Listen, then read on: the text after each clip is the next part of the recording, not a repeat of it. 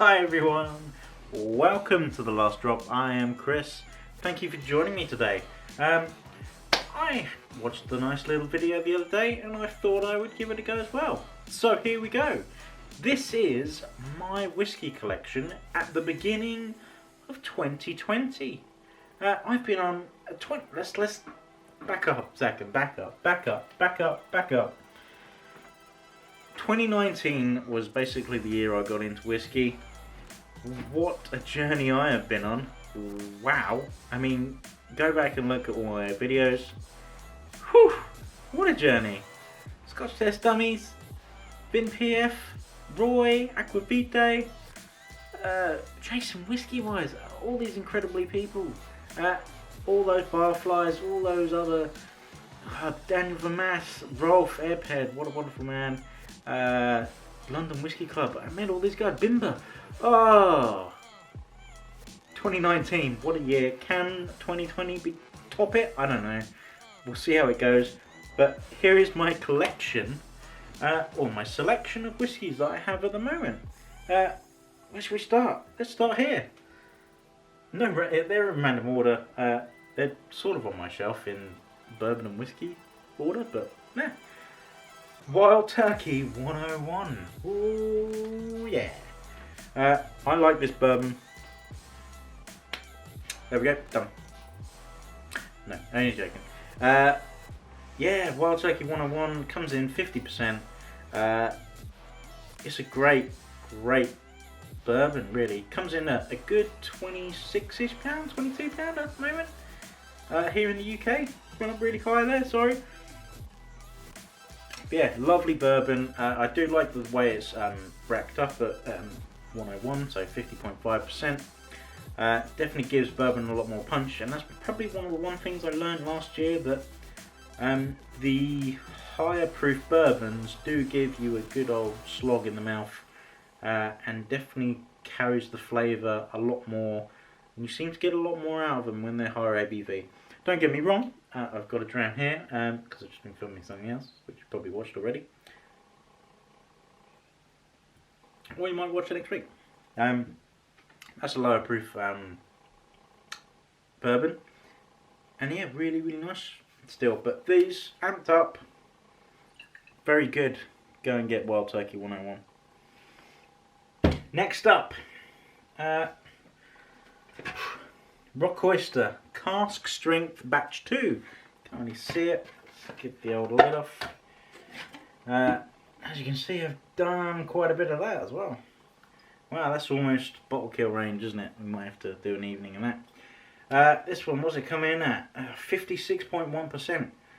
Rock Oyster, or Rock Island as it is now, is one of my gateway whiskies. It was one of those ones which I researched, and a lot of people recommended it, and it's one I got 2, 3, 4 bottles of last year, even previous years. So it was like, before I properly got into whiskey, Rock Oyster was the one I went to as sort of a gateway to peat, I guess, or helping me to understand peat. But this is lovely, salty, briny. Oh, that's nice. Rock Oyster, can't get this anymore, but can get it on secondary if you so wish. Rock Oyster Cask Strength, very nice. Next up,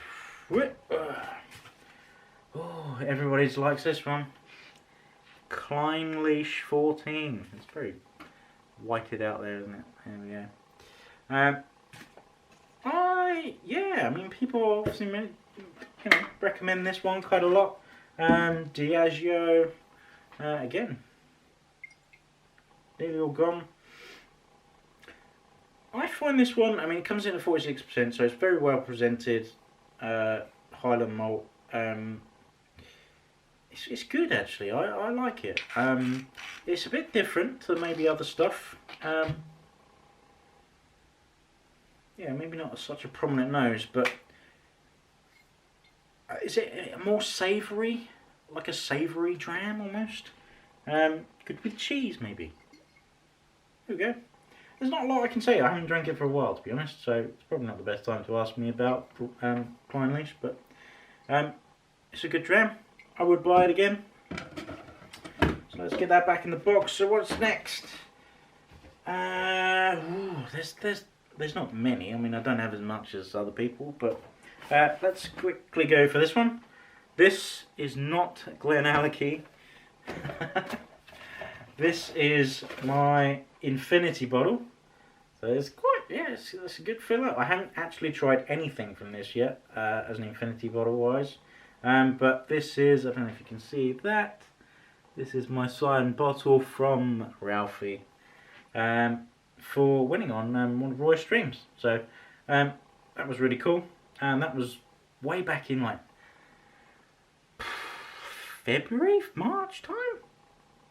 Again, it went up really high. I don't know what's up with that.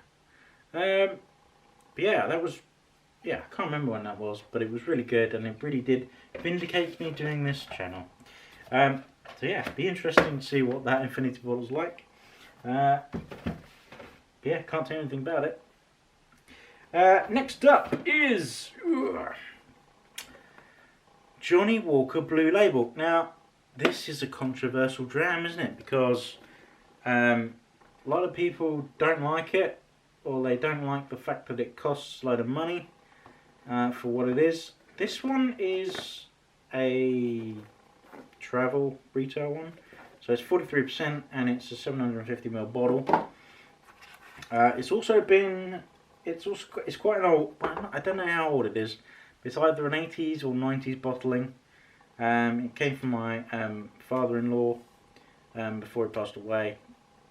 And yeah, Johnnie Walker Blue has sort of that sort of sentimental effect with me. So it's maybe slightly biased in my head. It's also, because it's so old, you can see like all the cork floating about in it, because it just disintegrated. So it's now got a lock fin cork in the top. These ones are quite old. I mean, from the 90s probably, maybe early 2000s. I believe now, in fact, I will do a comparison video, which Toby from Whisky Shared gave me a sample. How could I forget Toby? Isn't he down the road? He's given me a sample of a brand new Blue Label. So I'm going to do a little comparison, see if there is any difference between this older style one and the other one. I like it. Again, I wouldn't pay like the £100 odd for it. It is quite pricey at that range. But once it's open, it does develop. And I think that's probably the key with it. Which is actually quite key with quite a lot of old whiskies, and some of the other stuff that I've got here as well, is giving it that time in,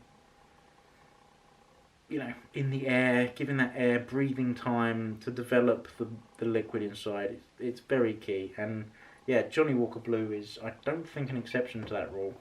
It's very nice. I've got to go and pour a sample of this out for David Evans and get that out to him tomorrow. Next up, we're going to go for this one, Hazel Burn. This is quite empty as well, isn't it? Got a lot of whiskey that's quite empty. I'm trying to savour each bit. So there you go, Hazel Burn.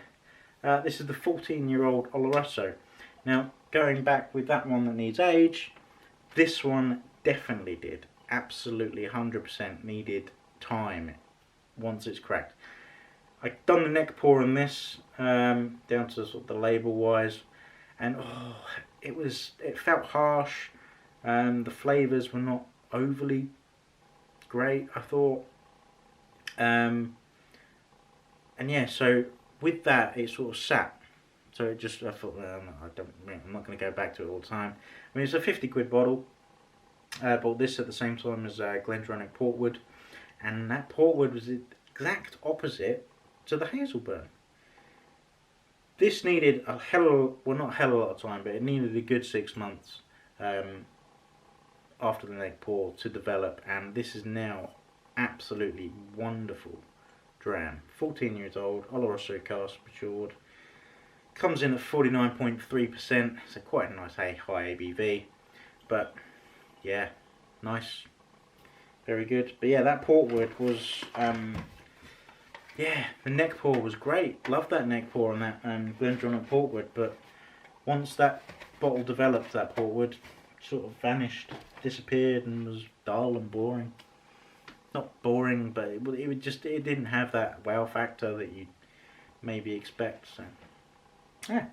Next up, we have one of my new favourite shops in the whole wide world, Cadenhead's. Now, this is a 14-year-old Dalwhin, not Dalwhinnie, Dalwhin, I can't remember, Dalwhin, I think Dalwhin. Darwin Glenlivet, bottled by Cadenhead's. This comes from 2 bourbon hogsheads. And there was only 696 bottles of it produced. This was, again, sub £50. I spoke to Stephen, in the shop manager at Cadenhead's, and yeah, said, right, okay, I'm looking for something, you know, under this, what can you recommend? And this is the one he recommended. Really good, different to anything I had. It's non-peated, and just, yeah, basically, and just basic bourbon hogsheads, basically. Some great sort of pineapple-y, tropical fruit notes coming from that. Yeah, really good. A really good dram, and definitely one, if you can see it, or if you can try it, and definitely worth checking out. But yeah, a good dram. I like Cadenhead's. They're turning out some, some very nice drams in there. Right, I'm just going to have a little drop of water. I probably shouldn't put that far away. Right, next up in my collection is famous Grouse Vintage Malt Whisky 1992. Again, this one comes from my late father-in-law. Bottled at 40%. Haven't opened it. Don't know when I'm going to, but it will get opened. And it'd be interesting to see what a 1992 blend's like. Next up, Christmas presents time. This is that boutique company Rye Whiskey. Oh, that boutique Rye company. My bad. Distilled at 291 in Colorado. Aged for 11 months and is bottle 80 of 498. Comes in at 49.9% ABV. In those silly, maybe 50 centilitre bottles, which is a bit, not a full bottle, come on. But that's their thing. So, as you can see, I only just cracked this. I want to leave it a good week or two to develop, because I think it's going to be one of those that's going to do it. But you know, it's quite young, so we'll see what happens. But that's neck pour, very, very good. Yeah, go check it out. Let's have a little bit of whiskey. This is Old Forester, where is it? There it is. We'll do this. Old Forester. 86 proof, so 43% ABV. Just done a video with this and Buffalo Trace. It's probably going to come out next week or a bit later on. Really nice. It's got a high rye content, up around 18%, so it's got a nice little spicy kick, and I do like my ryes now, so well worth checking out as well. Old Forester, standard one, good, 18 quid as well. Come on, bargain. Next up, let's get this one out of the way, because what has not been said about this whiskey lately? It is Kilkerran 8-year-old cask strength. Now, I haven't actually drank that much of it because I've sent out loads of samples. Well, not loads, but quite a few samples. This is fabulous, absolutely fabulous. I mean, a sherry bomb if there ever was one. it's just great. I mean, that's all that can be said. But very happy to have picked up this when it came out. And yeah, definitely if you can get a bottle, I think there are a few still about. Go and check them out, or try and get one. It's definitely worth it. I mean, it's like it was sub £50 I think when I bought it as well. So, but absolute steal for that. Next up is non-whiskey. You know me, I do like my other spirits. And this is Gilles Brisson VSOP Cognac. I have done a review on that, so yeah, go and check that out on my channel. I will try and put a link up here. I will try. I might not get to it, but I will try. Really nice. I like this one. It was quite cheap, so I thought, I'll give that a shot. VSOP, so it's 4 years plus. I think there's 6 to 8 year old stuff in here as well, so it's a very lesser known brand, but really good and thoroughly enjoyable. Let's just go and check it out as well. It's a great cognac actually.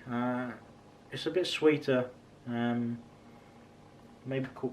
some colouring in it I think, but that's pretty much standard with cognac. Yeah, good stuff. Up next, let's stick with non-whiskey. And this one, Diplomatico Reserva Exclusiva. Again, I have reviewed this, and again I will try and link up. You only get like 5 links in a video, so I'll try and link it up. But yeah, I mean, this is just sweet, tobacco-y, unctuous, dark, sugared. Just a nice. It's a good rum. I mean, I don't know whether people will slate me for it or anything like that, but it's a good solid rum, and I really enjoy it. I mean, it's if you got a sweet tooth, you'll really enjoy it. I like that time when whiskey's maybe not sweet enough for a moment and things like that. So I like to give it a go, and you know, it's nice. It's a good rum. Really worth it trying. Stick sweet wise. Buffalo Trace. Enough said. Awesome juice. Go and get some.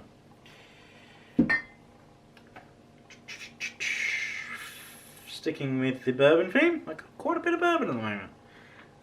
4 Roses 6-year-old. Now this one is either an 80s or a 90s bottling. I bought this at an auction. I gave an auction a go, as you do. Last year, that was another one of my things. 43%. Good. I need to try this more, I think. You don't really get the age statement on 4 Roses anymore, so it is quite old for that. Again, screw top, so I don't know how much it was cracked or anything like that, and how well it's preserved it, but it's a nice bourbon. I enjoyed it. If you can travel back to the 80s or 90s, yeah, be my guest. Pick some up. Next up, we are let's stay bourbon. We'll stay bourbon.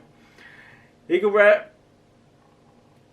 So along the lines of my Buffalo Trace obsession, same juice but aged for 10 years, and bottled at 45%. So 90 proof. Yep, that's good maths there. Good maths. Quick math. Really nice. Again, I like the way it's presented. It's presented at that higher ABV, so you're getting that nice kick from it. And carrying those flavours more. 10 years old, so it does have some age in it, and is a lot more oaky than the regular Buffalo Trace. But I picked it up for a bargain, 20 quid, so that's bargain. Absolute bargain for 20 quid. Very good. Next up, we've got another Cadenhead's whiskey. Now, this one again was recommended to me by Stephen from Cadenhead's shop in London. This is the 20-year-old blended Scotch. So it's blended and it's 20 years old. So it's 20-year-old stock from different distilleries. Now, for a blend, this is one hell of a sherry bomb. It's batch 3, I think it says, yeah. One of 696 bottles produced in the batch, 46%. Kick-ass sherry bomb. Right there, 20-year-olds. And it was, again, sub £50. Pretty sure it was 45 or 49. It might have been 49, something like that. But really, really good. Really nice. Go, right, next up, let's hit the peat. There's not many left, but we'll hit this one. Not much you can not say about this one. If you haven't tried it, then I don't know where you've been. But Lefroy 10, green my face. Ooh. Bottled at 40%. Again, come on, guys, just kick that ABV up slightly. Show us that flavour. You can get the cask strength. I haven't tried it, or I might have tried it. Can't remember. But Lefroy 10. What a nose. Ah. It is lovely. I do like Lefroy. Definitely a Lefroy fanboy. Yeah, I like that medicinal note you get from Lefroy compared to the other guys. Where's my lid? Hiding on my other one. But yeah, Lefroy 10 years old. Again, I think I picked it up for like £25. There is a theme with a lot of my whiskey. It has to be cheap. And it has to be well, not a bargain, but it has to be sort of below that £50 range, because I probably could go over and buy some more expensive whiskies, but I don't want to, you know. Last but not least, here's just lovely. Now, I have sent out quite a few samples of this quite a while ago. It is Kilkerran heavily peated batch 2. 60.9%, so more than the cask strength one. I found that weird, but again, oh, sweet, salty, just a sweetness on that one as well. Just sweety nose, just lovely stuff. Really, really good. Matured in oak. It's just great.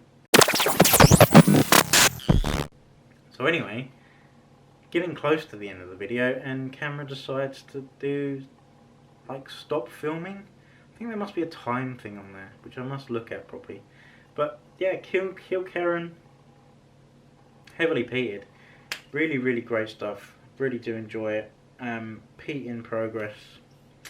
I'm enjoying Kilkerran's progress immensely, absolutely immensely. And I've definitely become a Kilkerran fan over the past year. Started off when Vin PF recommended Kilkerran 12 in the Whisky Exchange. I bought a bottle of that in there. What a whiskey that is, Kilkerran 12. Brilliant, brilliant stuff. And since then I have tried only 2 others, but brilliant. I mean, definitely a distillery I'm really looking at following. So from my journey, that was the last one, by the way. Not the last drop, but not the end yet. Really, we do enjoy Kilkerran and the way they progressed, and sort of almost starting a journey with their stuff at the same time I'm journeying, and just that development is happening, and really, really enjoy their stuff. So definitely going to follow them for the rest of my life, probably. And it's definitely one of the highlights of my year. But yeah, really, really good. I'm going to have another quick dram. Sláinte. Anyway, hope you sat all through that. It's going to be a long one. Thank you for watching. Please comment down below what you think about that little selection. Hopefully you like it. But yeah, my journey of whiskey has culminated in this so far, and this at the moment. And I think you can see that there's a variation going on, and I am trying different things. I mean, there's lots of other drams that I've tasted, quite a few different bourbons, ryes, and yeah, hell of a lot of other whiskies that I've tried last year in 2019. And here's to 2020. It's going to be a good one. Thank you very much for watching, and hit the subscribe and the like and the bell and all that jazz. And yeah, here's to you, here's to the 2020, and that's the last drop.